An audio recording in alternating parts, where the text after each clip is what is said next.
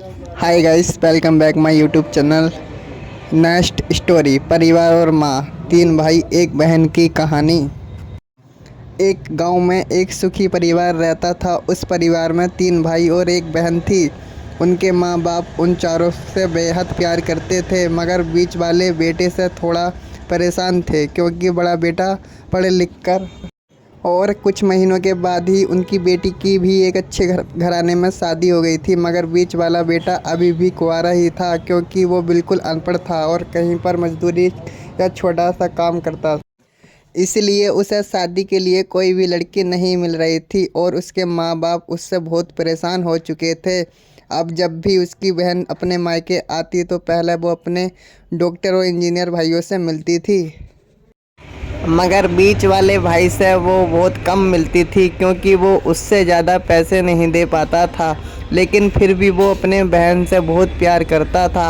अब उनके पिताजी की बीच वाले बेटे की शादी के बिना ही मृत्यु हो गई।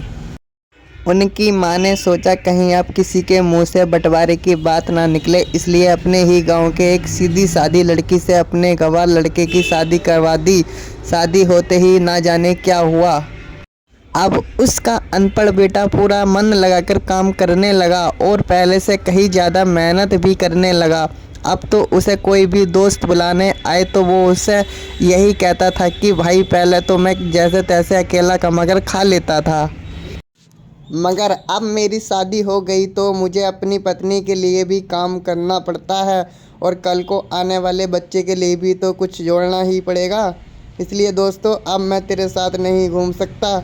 यह कहकर उसका गंवार लड़का सीधा अपने काम पर निकल जाता है। अब उसके दोनों भाई डॉक्टर और इंजीनियर आपस में यह बात करते हैं कि हम दोनों तो उस गंवार से कहीं ज़्यादा पैसे कमाते हैं, इसलिए हम सब घर और ज़मीन का बंटवारा कर लेते हैं और उस गंवार से अलग हो जाते हैं, क्योंकि अब वो हमारे बराबर कभी भी नहीं कमा सकता। इसलिए उन दोनों भाइयों ने अपने माँ बाप के लाख मना करने के बावजूद भी बंटवारे की तारीख तय कर दी और उन्होंने अपनी बहन को भी बुलवा लिया और अपने गंवार भाई से भी कह दिया कि आज तुम अपने काम पर मत जाना, क्योंकि हम सब आज घर और ज़मीन का बंटवारा करेंगे। उसी वक्त उसकी बहन भी आ जाती है।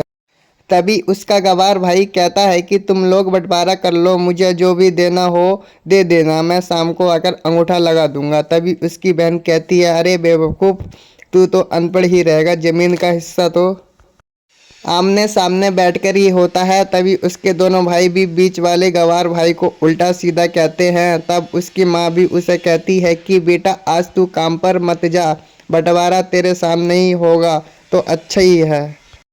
उसी वक्त वकील भी आ जाता है। तभी वकील कहता है कि आपका सारा हिस्सा मिलाकर 10 बीघा ज़मीन है और आपका घर है। अब यह बताओ कि किसको कितना हिस्सा देना है, मैं उसी हिसाब से बंटवारे के कागज़ बना दूंगा।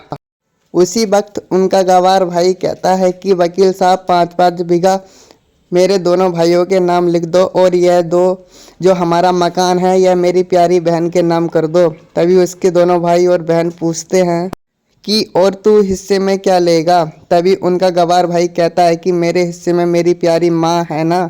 और तभी वो अपनी पत्नी की तरफ मुस्कुराते हुए कहता है कि क्यों मेरी प्यारी पत्नी, क्या मैंने गलत कहा क्या?